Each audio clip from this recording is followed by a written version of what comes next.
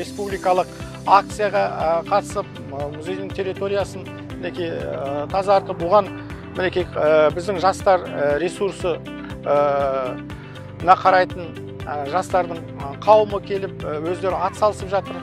Осындай акциялар біздің тарихымызға болсын, өткенімізге болсын, көзқарасымызды жаңғыртып қарауға мүмкіндік береді.